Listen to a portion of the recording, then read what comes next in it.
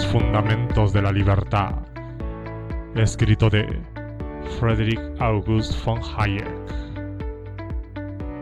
Primera parte. El valor de la libertad.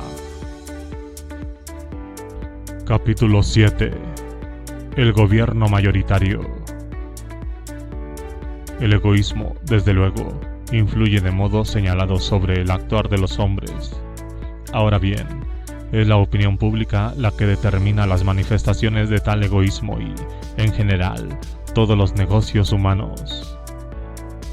David Hume. 1. El gobierno mayoritario.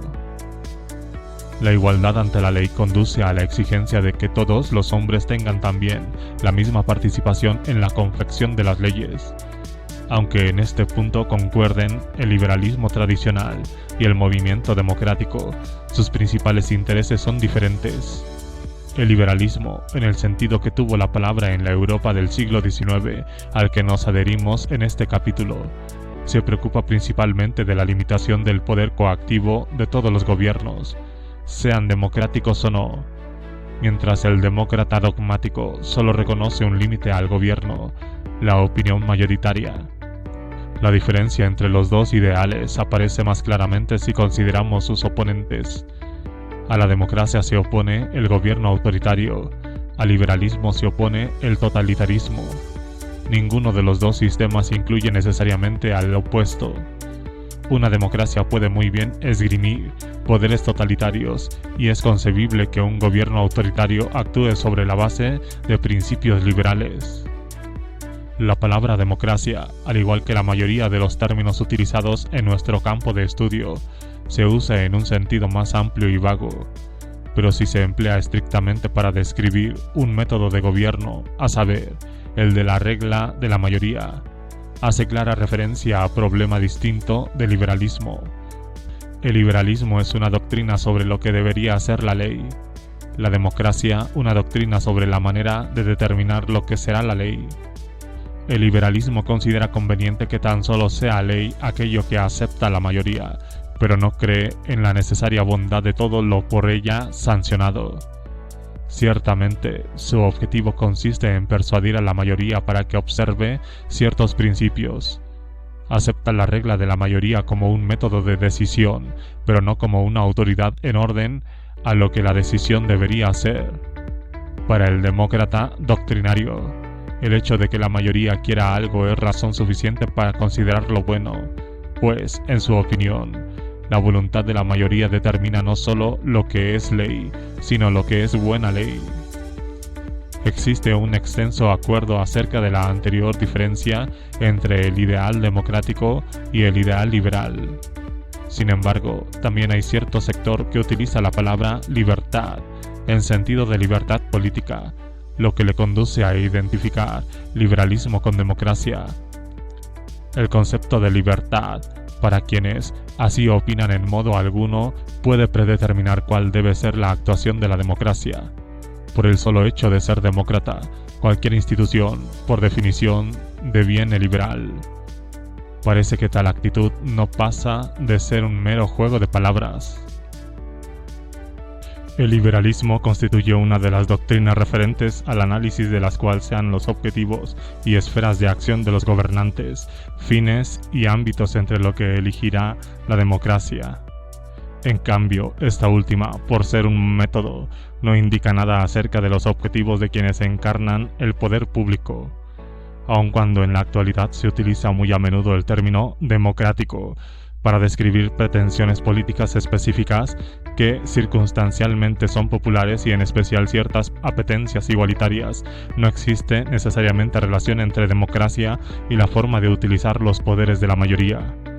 Para determinar lo que queremos que acepten los otros precisamos de un criterio distinto del de la común opinión de la mayoría, factor irrelevante en el proceso mediante el cual la opinión se forma.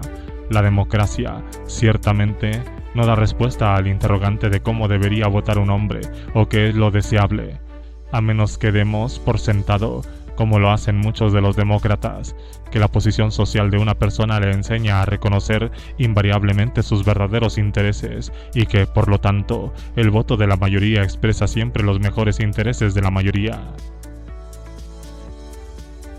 2. Democracia como medio y no como fin. El uso corriente e indiscriminado de la palabra democrático como término general de alabanza no carece de peligro. Sugiere que, puesto que la democracia es una cosa buena, su propagación significa una ganancia para la comunidad.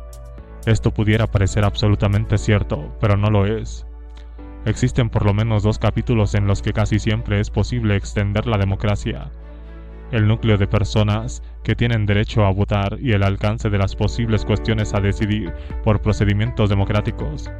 En ninguno de los 2 casos pueden mantenerse seriamente que cada grado de expansión implica ganancia o que el principio democrático exija que la extensión se prolongue de modo indefinido. Incluso a la hora de discutir soluciones particulares, los argumentos en favor de la democracia se presentan comúnmente como si la conveniencia de ampliar todo lo posible fuera incuestionable. Casi todos admiten implícitamente, en lo que al derecho de voto se refiere, que lo anteriormente expuesto no es así. A la teoría democrática le resultaría difícil considerar como mejora cada posible extensión del derecho de sufragio. Nos referimos al sufragio universal del adulto, pues, de hecho, los límites del sufragio están grandemente determinados por consideraciones de conveniencia. El límite de edad usual de 21 años y la exclusión de criminales, extranjeros residentes y habitantes de regiones o territorios especiales es generalmente considerado como razonable. Tampoco resulta obvio que la representación proporcional sea mejor, por cuanto parece más democrático. Difícilmente se puede sostener que la igualdad ante la ley requiere necesariamente que los adultos tengan voto. Tal principio operaría si se aplicase a todos la misma regla impersonal.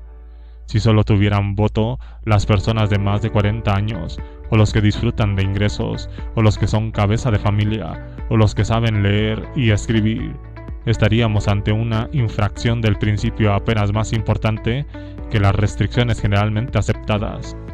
También es posible que gentes razonables arguyan que estarían mejor servidos los ideales de la democracia si, por ejemplo, los funcionarios o quienes vienen de la beneficencia pública fueran excluidos del voto. Aunque el sufragio de los adultos parezca ser la mejor solución para el mundo occidental, ello no prueba que exista un principio básico que exija tal sistema. Debemos recordar asimismo que de ordinario el derecho de la mayoría se reconoce solo dentro de un país dado, y lo que suele acontecer en un país no es siempre la unidad obvia y natural. Ciertamente, no creemos que los ciudadanos de un país tengan derecho a dominar a los de otro, vecino y más pequeño, pura y simplemente por ser más numerosos. No existe motivo para que la mayoría de los ciudadanos unidos por determinadas circunstancias, tanto en el ámbito nacional como en alguna organización supranacional, se consideren con derecho a extender el alcance de su poder cuanto les plazca. Habitualmente, la teoría corriente de la democracia sufre del hecho de desarrollarse con las miras puestas en algún ideal de comunidad homogénea, para luego aplicarse a la unidad, muy imperfecta y a menudo arbitraria, que constituyen los estados existentes. Nuestras observaciones se encaminan únicamente a demostrar que ni siquiera el demócrata más dogmático puede pretender que cada extensión de la democracia sea para bien. Con independencia del peso de las razones generales a su favor, la democracia no entraña un valor último o absoluto y ha de ser juzgada por sus logros. Probablemente la democracia es el mejor método de conseguir ciertos fines, pero no constituye un fin en sí misma. Si bien el apelar a métodos democráticos parece lo más aconsejable cuando no hay duda alguna de que debe actuarse en el plano colectivo, el problema referente a si es o no deseable una actuación de índole colectiva no puede resolverse apelando a la democracia. 3. La soberanía popular. Las tradiciones liberales y democráticas están, por tanto, de acuerdo en que cuantas veces se requiere acción estatal, y particularmente siempre que haya de establecerse reglas coactivas, la decisión debería tomarse por la mayoría. Difieren, sin embargo, en el alcance de la acción estatal que ha de ser guiada por decisiones democráticas. Mientras los demócratas dogmáticos consideran conveniente que, tantas veces como sea posible, la decisión se ajuste al voto de la mayoría, los liberales creen que existen límites definidos en cuanto a la categoría de las cuestiones. Los demócratas dogmáticos, en particular, creen que cualquier mayoría corriente debería tener derecho a determinar cuáles son sus poderes y cómo ejercitarlos, mientras que los liberales consideran muy importante que los poderes de cualquier mayoría temporal se hallen limitados por principios. Para el liberal, la decisión de la mayoría deriva su autoridad de un acuerdo más amplio sobre principios comunes y no de un mero acto de voluntad de la circunstancial mayoría. La soberanía popular es la concepción básica de los demócratas doctrinarios. Significa, según ellos, que el gobierno de la mayoría es ilimitado e ilimitable. El ideal democrático, originalmente pensado para impedir cualquier abuso de poder, se convierte así en la justificación de un nuevo poder arbitrario.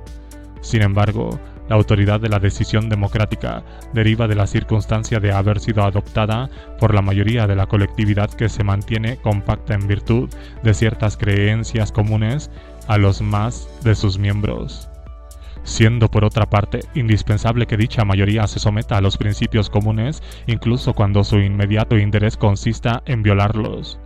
Es irrelevante que se acostumbrará a expresar estos puntos de vista aludiendo a la ley de la naturaleza o al contrato social, conceptos que han perdido su fuerza. El punto esencial sigue en pie y consiste en la aceptación de esos principios comunes que hacen que un grupo de hombres se conviertan en una colectividad. Tal aceptación es condición indispensable para la sociedad libre. Normalmente un grupo de hombres no se convierten en sociedad porque se dé leyes a sí mismo, sino por obedecer idénticas normas de conducta. Esto último significa que el poder de la mayoría viene limitado por esos principios comúnmente mantenidos y que no existe poder legítimo fuera de los mismos. Los hombres precisan llegar a un acuerdo sobre la manera de realizar las tareas necesarias y es razonable que esto sea decidido por la mayoría. Sin embargo, nos resulta obvio que esta misma mayoría tenga también justo título para determinar el grado de su competencia. No hay razón para que haga cosas que nadie tiene poder de hacer. La falta de acuerdo suficiente sobre la necesidad de ciertos usos del poder coactivo significaría que nadie puede ejercerlos legítimamente. El reconocimiento de los derechos de las minorías significa que el poder de la mayoría, en última instancia, deriva y está limitado por los principios que las minorías aceptan también. Los principios que cualquier gobierno estatuye y con los que la mayoría concuerda no implica necesariamente que esta última tenga moralmente derecho a hacer lo que más le agrade. No existe justificación para que ninguna mayoría conceda a sus miembros privilegios mediante el establecimiento de reglas discriminatorias a su favor. La democracia no es, por su propia naturaleza, un sistema de gobierno ilimitado. No se halla menos obligada que cualquier otro a instaurar medidas protectoras de la libertad individual. En tiempos relativamente recientes de la historia de la democracia moderna, los grandes demagogos comenzaron a argumentar que, puesto que el poder estaba ya en manos del pueblo, era innecesario limitarlo. La democracia degenera en demagogia si se parte del supuesto según el cual lo justo en una democracia es lo que la mayoría decide como tal. 4. Justificación de la democracia. Si la democracia es un medio antes que un fin, sus límites deben determinarse a la luz de los propósitos a que queremos que sirva. Existen 3 argumentos principales que justifican la democracia. Cada uno de ellos puede considerarse como definitivo. El primero afirma que siempre que se estime conveniente la primacía de una opinión entre varios en conflicto, concurriendo la circunstancia de que habría que imponerse, en caso necesario por la fuerza, resulta menos dañoso que apelar a la violencia el determinar cuál de aquellas opiniones goza del apoyo más fuerte utilizando al efecto el procedimiento de contar con los que están en pro y los que están en contra. La democracia es el único método de cambio pacífico descubierto hasta ahora por el hombre.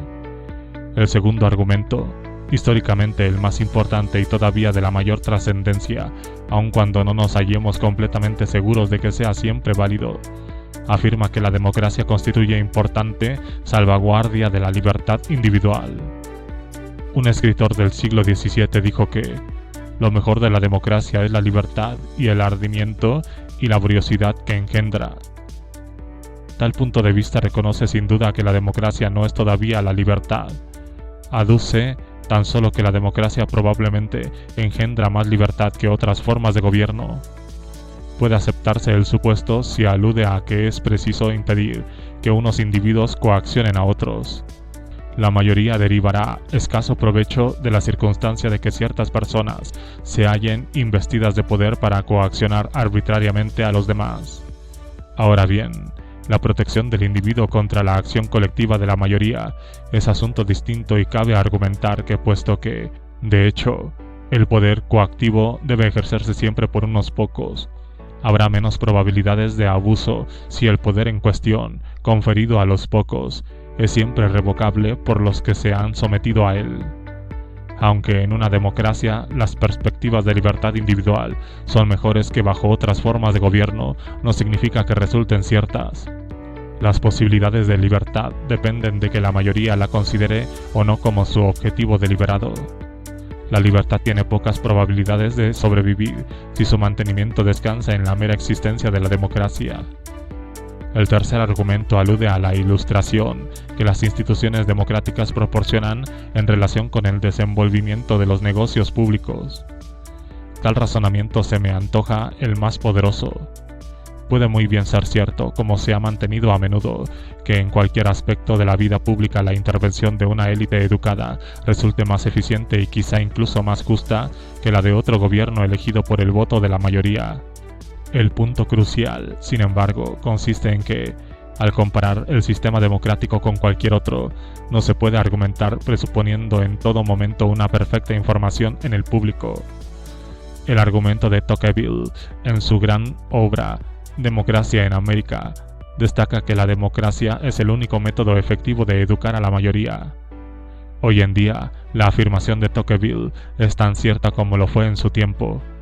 La democracia, por encima de todo, es un proceso de formación de opinión.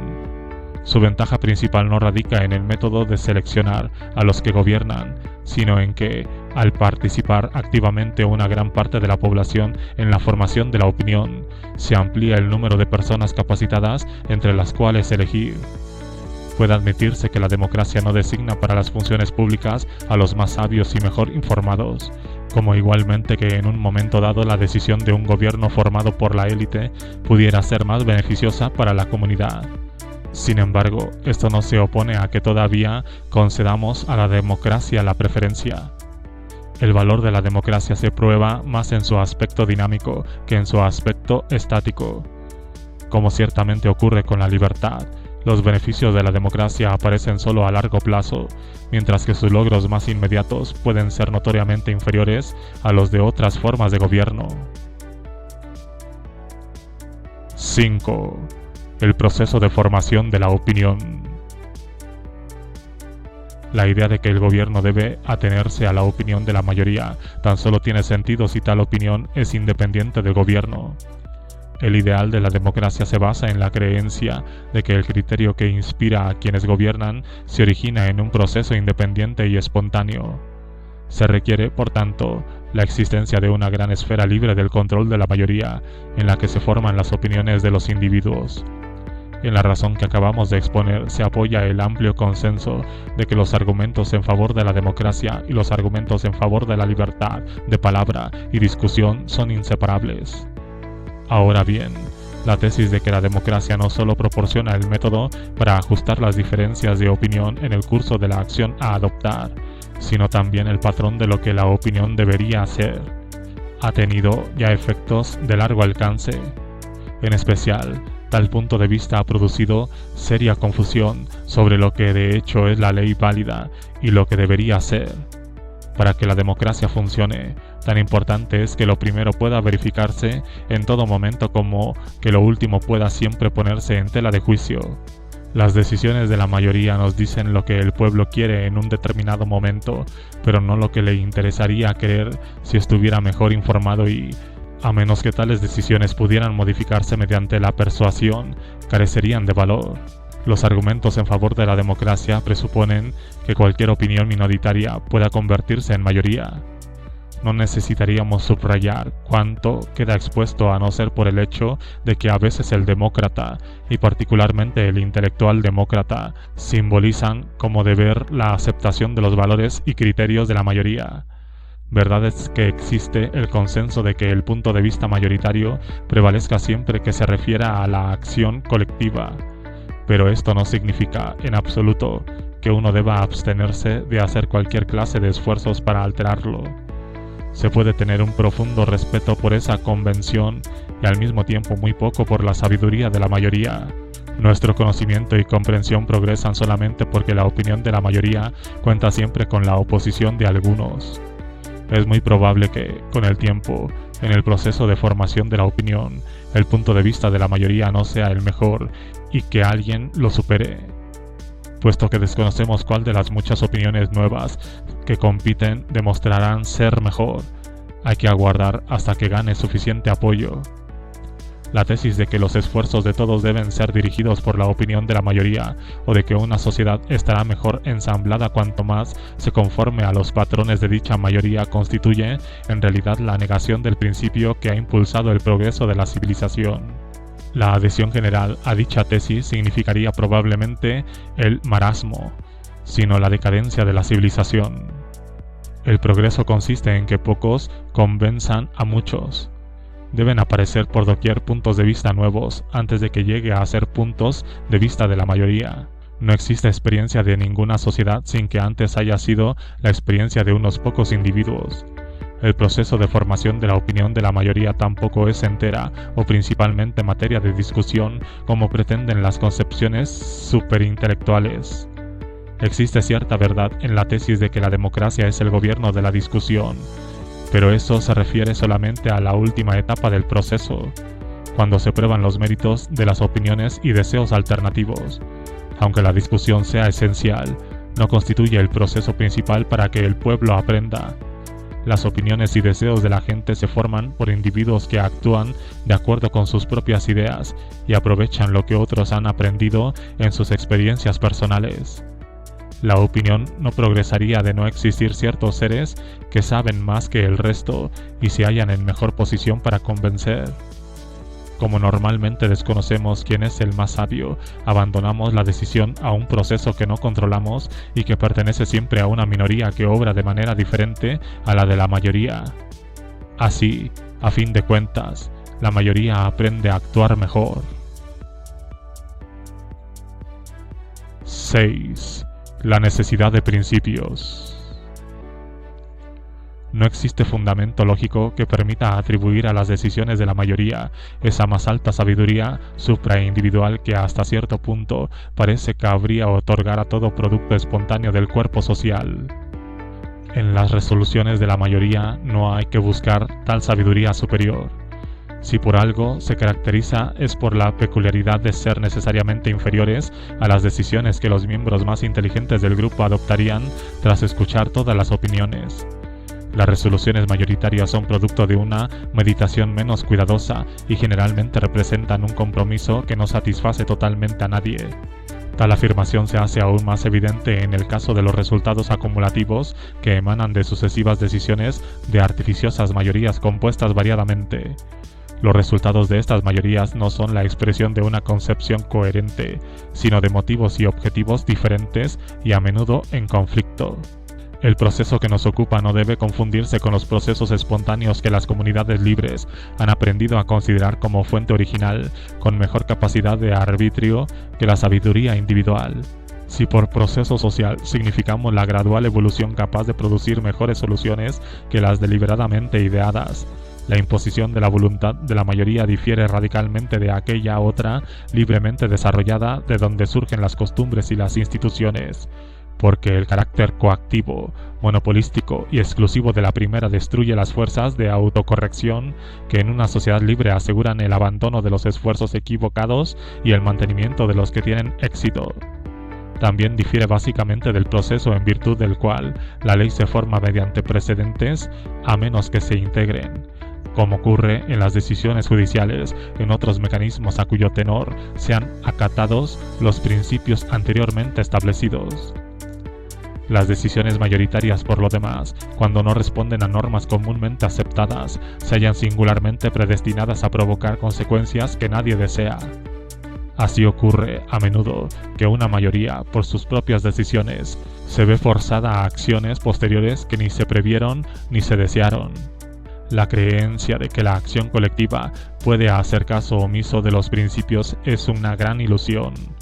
El efecto corriente de renunciar a los principios es la caída en un determinado desarrollo, motivado por implicaciones inesperadas de las decisiones antecedentes. La decisión individual pudo haber sido proyectada solamente para hacer frente a una especial situación. Sin embargo, crea una expectativa en cuya virtud, donde quiera que existan circunstancias similares, el gobernante tomará medidas similares. De esta forma, los principios que nunca se intentó aplicar con carácter general y que pueden ser indeseables o carentes de sentido cuando se aplican con tal carácter, provocan una acción futura que inicialmente pocos hubieran querido. Un gobierno que pretende no estar obligado por ningún principio y que juzga cada problema de acuerdo con sus méritos acaba regularmente por tener que observar principios que no son de su elección y por verse llevado a una acción que nunca previó. Hoy nos es familiar el fenómeno de que gobiernos cuya acción se inició bajo la orgullosa pretensión de una deliberada intervención en todos los asuntos se encuentran acosados a cada momento por las necesidades creadas por sus acciones anteriores.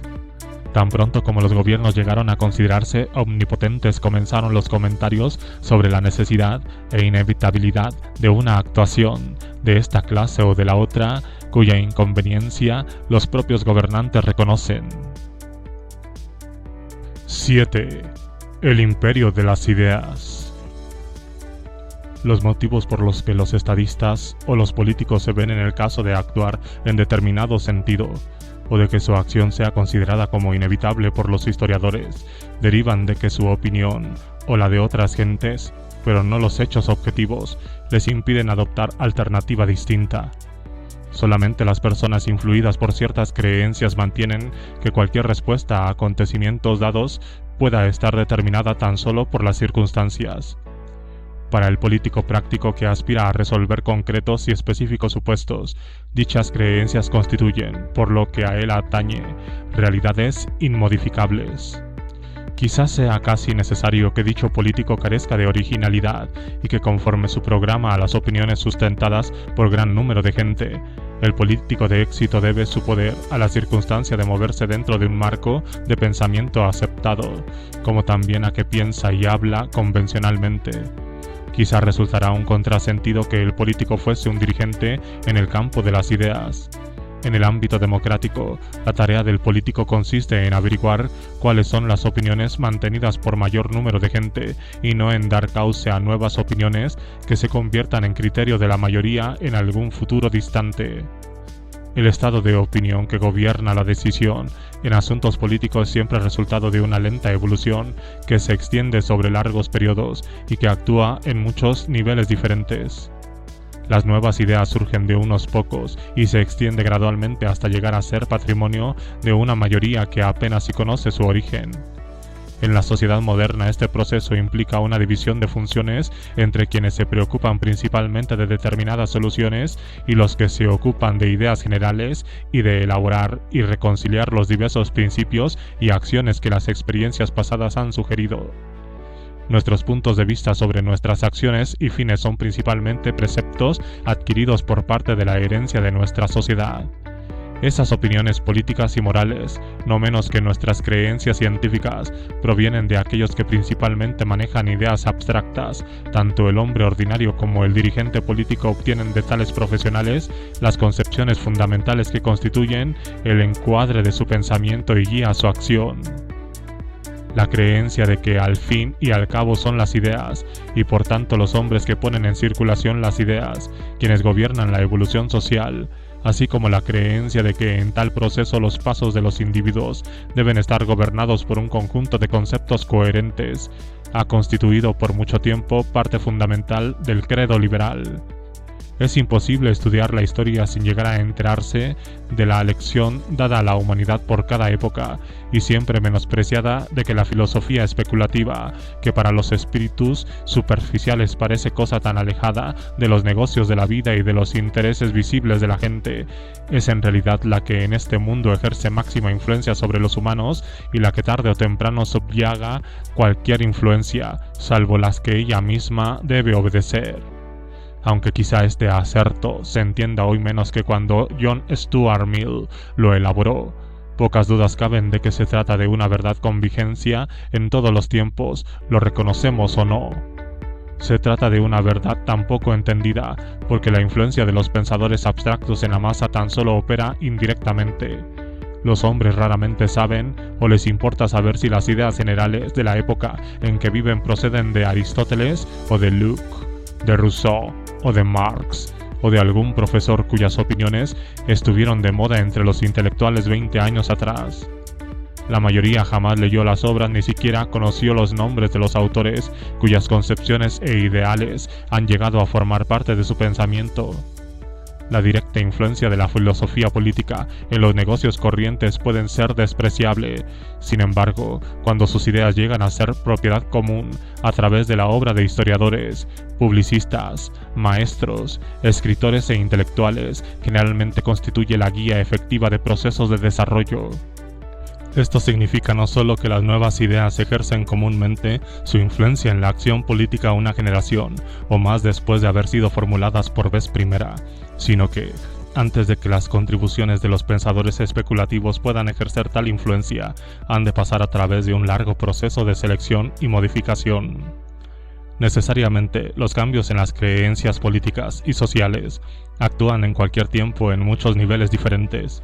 El proceso en cuestión no debe concebirse como una expansión sobre un plano, sino como una lenta filtración desde la cúspide de una pirámide hacia la base, en la que los niveles más altos representan las mayores generalizaciones y abstracciones, y no precisamente la mayor sabiduría. A medida que las ideas se filtran hacia abajo, también modifican su carácter. Aquellos que en un momento dado se encuentran a un alto nivel de generalización competirán únicamente con otros de similar carácter y solo en ayuda de la gente interesada con concepciones generales. Para la gran mayoría estas concepciones generales llegarán a conocerse solo a través de su aplicación a casos concretos y particulares. La determinación de cuál de estas ideas les llegará y obtendrá su adhesión no vendrá dada por una mente, sino por la discusión procedente de otro nivel entre gentes que se preocupan más por las ideas generales que por los problemas particulares y que, en consecuencia, ven a estas últimas a la luz de los principios generales. Salvo en raras ocasiones, tales como las asambleas constitucionales, el proceso democrático de discusión y decisión mayoritaria se limita necesariamente a parte del sistema natural de las leyes de gobierno. Los abundantes cambios que dicho proceso envuelven solamente producirán los efectos apetecidos y prácticos si los guían ciertas concepciones generales del orden social deseado, cierta imagen coherente de la clase de mundo en el que la gente quiere vivir.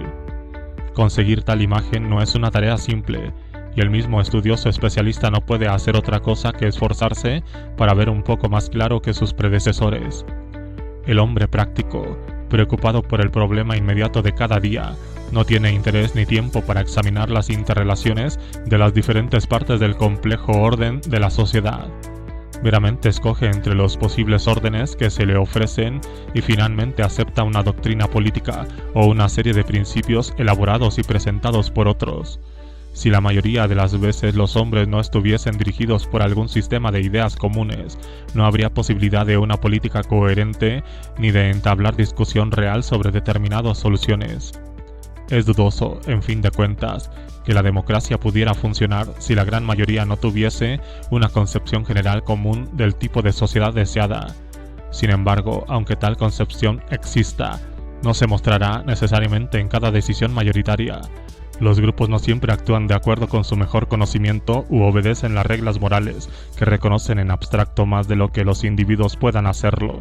No obstante, solamente invocando tales principios comunes podemos mantener la esperanza de alcanzar mediante la discusión un acuerdo que resuelva los conflictos de intereses utilizando el razonamiento y la argumentación en vez de la fuerza bruta. 8. La misión del teórico en materia política. Para que la opinión progrese, el teorizante que ofrece su guía no debe considerarse ligado al juicio mayoritario. La tarea del filósofo político es diferente de la del experto sirviente que se limita a hacer vínculo de la voluntad de la mayoría. Aunque no debe arrogarse la postura del dirigente que determina lo que la gente debiera meditar, tiene el deber de demostrar las posibilidades y consecuencias de la acción común y ofrecer amplios objetivos políticos encarnados en un cuerpo de doctrina en el que la mayoría no ha pensado todavía únicamente después de que ha tenido lugar el profundo examen de los posibles resultados de las diferentes medidas. La democracia puede decidir lo que quiera. Si la política es el arte de lo posible, la filosofía política es el arte de hacer políticamente posible lo que parece imposible. El filósofo político no cumple su tarea si se limita a cuestiones de hecho y se muestra temeroso de decidir entre valores en conflicto. No se puede permitir las limitaciones positivistas de los científicos que reducen su función a demostrar cuál es el caso y vendan toda discusión sobre lo que deberían ser. Si lo hicieran así, se habría detenido mucho antes de realizar su más importante función. En su esfuerzo para presentar una descripción coherente encontrará a menudo que hay valores antagónicos, hecho que la mayoría de la gente desconoce, y deberá decidir lo que ha de aceptarse y lo que ha de rechazarse. A menos que esté preparado para defender valores que le parecen verdaderos, nunca conseguirá ese amplio esquema que debe ser juzgado en conjunto. A menudo, dentro de su tarea, el filósofo político sirve mejor a la democracia oponiéndose a la voluntad de la mayoría. Solamente una completa falta de comprensión del proceso en cuya virtud la opinión progresa podría conducir a argumentar que en la esfera de esta última el filósofo político debería someterse a los juicios de la mayoría. Tratar la opinión de la mayoría existente como paradigma de lo que la opinión de la mayoría debería ser, convertiría el total proceso en circular y estacionario.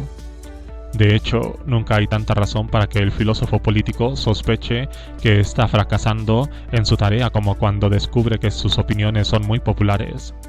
Ha de probar su valía insistiendo en consideraciones que la mayoría no desea tener en cuenta y manteniendo principios que esa mayoría considera como inconvenientes y fastidiosos. El que los intelectuales se inclinen ante una creencia tan solo porque es mantenida por la mayoría constituye no solo una traición a su peculiar misión, sino a los valores de la democracia misma.